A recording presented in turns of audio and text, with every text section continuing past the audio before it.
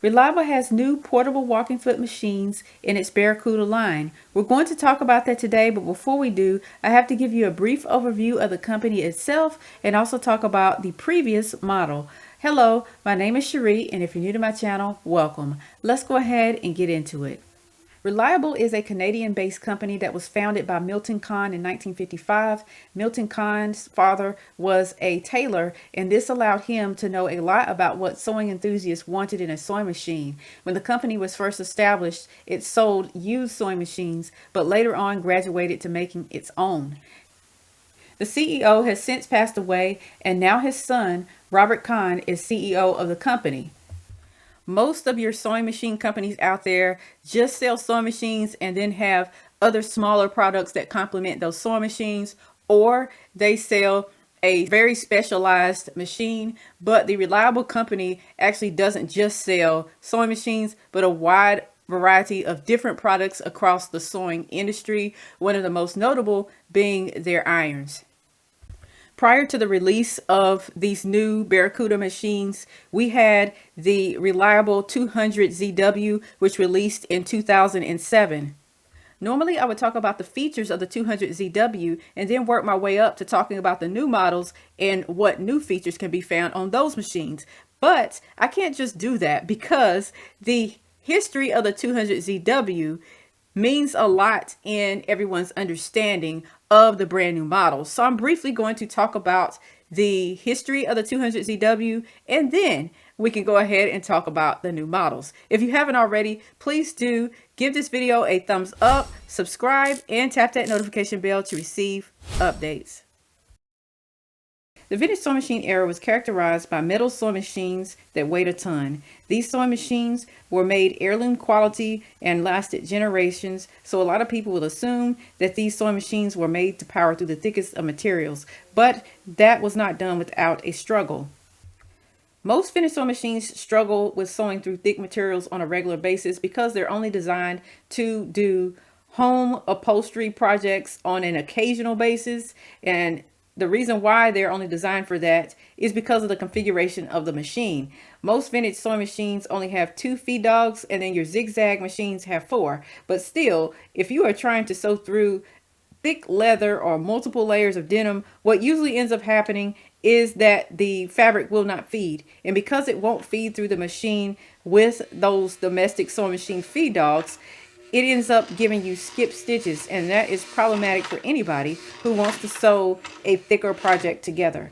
Also, there's usually not enough clearance underneath the foot in order to fit the thicker materials underneath, and that too becomes a struggle. While domestic sewing machine feed dogs can be problematic, it's not as bad as the problem with the hand wheel. So on a lot of vintage sewing machines, you do have a heavy hand wheel, and that is good for being able to push through thick fabrics. But where the problem comes in is with the little channel where the belt fits, because that channel is usually very small in diameter, and because of that, you don't have enough time to build up momentum to drive through the thick material. Also, you'll find that the overwhelming majority of these vintage sewing machines only have one belt and one pulley, but you really do need multiple. So what you usually have on a industrial machine is a motor and then a small pulley with a belt connecting from the motor to the small pulley, and then another belt that connects from that pulley up to the hand wheel. And that just allows you to be able to get more torque. And that is what a lot of vintage sewing machines are lacking. And so you have a difficult time with driving through the thick materials because the power from the motor is just not managed well enough. Businesses are often born from problems, and the problems that I just stated before were the reason why Jim Grant started Sailrite in 1969. In 1969, he took a Brother TZB 651 and altered it to be able to sew through thick materials by giving it a larger hand wheel and a pulley like I described before, which allowed you to get more torque on the sewing machine. Now, the special thing about the Brother 651 was that it had a 5mm stitch length instead of the 4mm stitch length that's found on the overwhelming majority of domestic sewing machines. And this was a wonderful thing for those who wanted to sew through thicker materials, because you do need a longer stitch length when you're sewing through thicker materials so that you don't get fabric bunching. Because Sailrite purchased machines from Brother and altered them, it made the price point for their machines much too high for their customers. And then two, they didn't have any control over the manufacturing process. So eventually they ended up branching off on their own and beginning to make their own sewing machines. While the sewing machine was slightly better than a domestic because of the hand wheel and the pulley, it still had the fabric feeding problem that the domestic machines had. It was around this time that the Thompson Company out of Texas came out with the Thompson walking foot sewing machine. And basically what this is you have the regular feed dogs on the bottom, but then at the top where your presser foot goes, you have a foot that walks the fabric through. So you have a dual feed system where you have something helping to feed the fabric through on the top and also on the bottom, so that your fabric doesn't get caught up and stuck in the machine as it's fed through. Jim's son, Matt, teamed up with the Thompson Company to create the ultimate portable walking foot sewing machine. This machine combined the technologies of the Thompson Company along with the innovations of Sailrite. Eventually, a lot of people requested that the Thompson Sailrite machine get a zigzag. So Matt worked a lot to get the zigzag function built into this portable walking foot sewing machine. But here's where the problem came in. Manufacturing was taking place in Taiwan, and the manufacturing company was selling the designs to other companies, and they were ripping off Sailrite. So Matt actually had to go through a lot of legal process in order to pursue these companies who were stealing his ideas. The Thompson Company eventually disappeared, and the only person that was left was Sailrite. But there were all these other knockoff versions of the machine out in the marketplace. And that is kind of what we see today.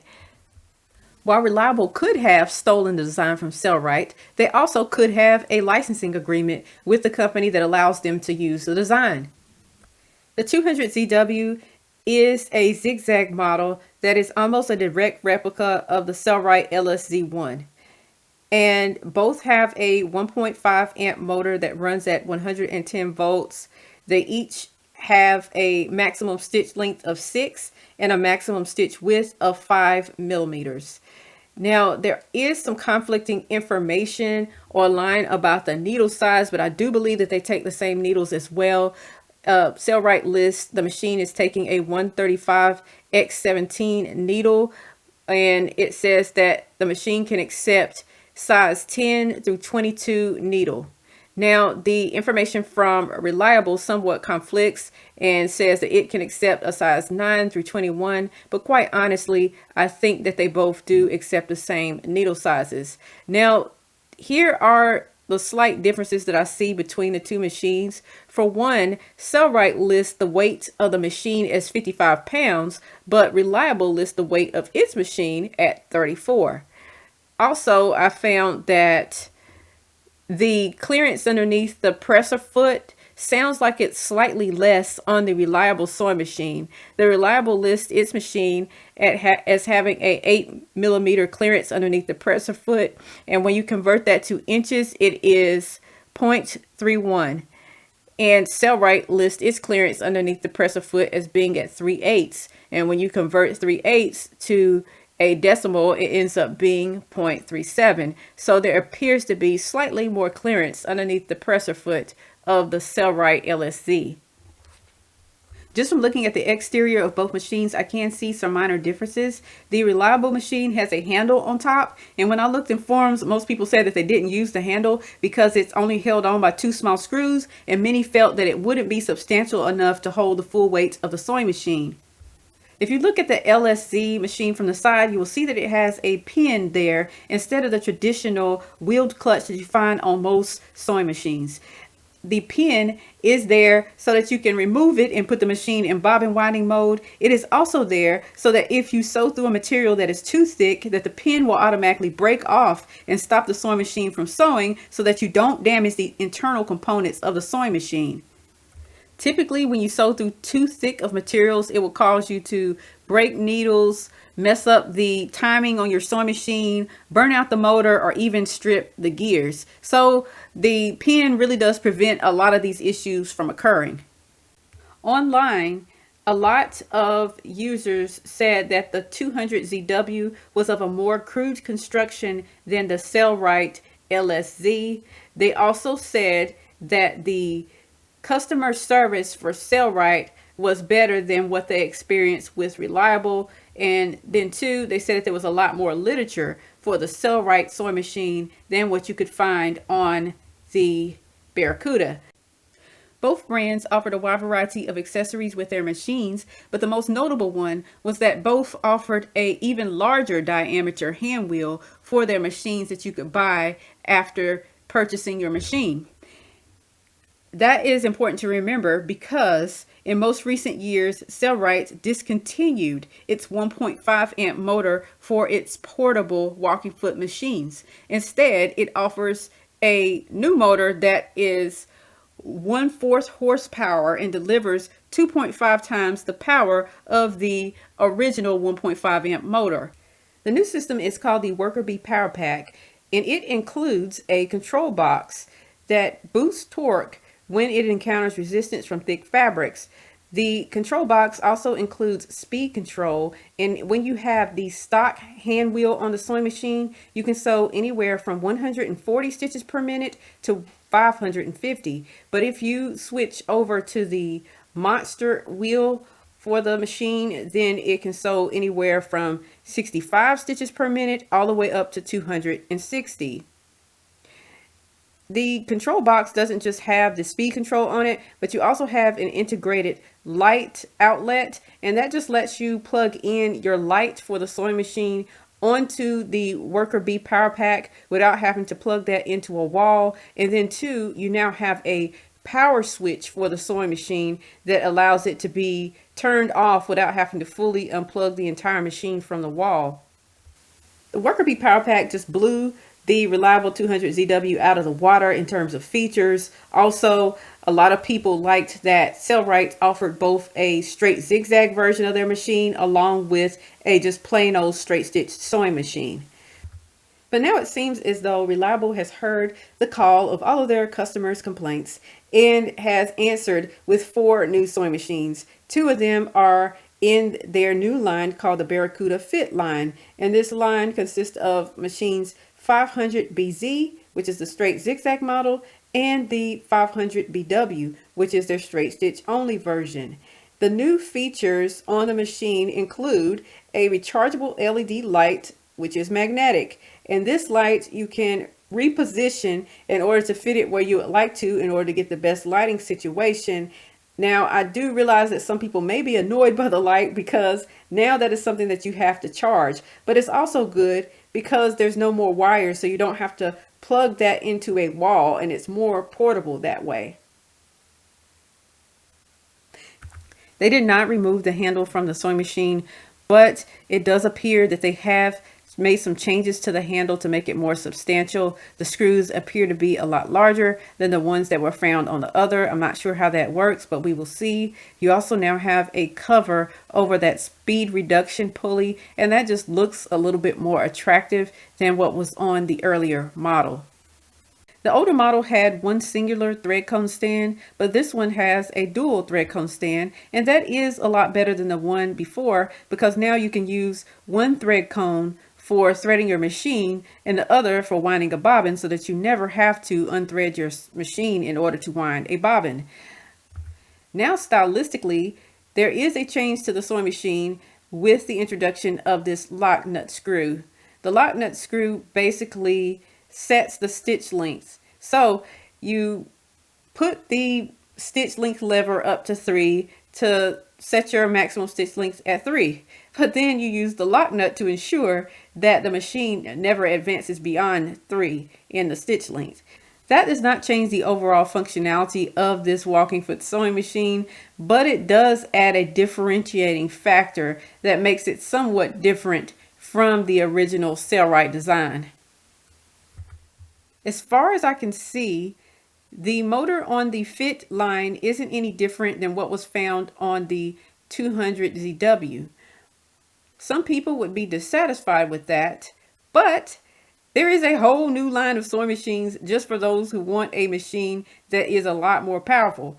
And Reliable has done just that with its new line called the Barracuda Command. The Barracuda Command, it comes in the 700BZ zigzag model and then the 700BW, which is their straight stitch only model.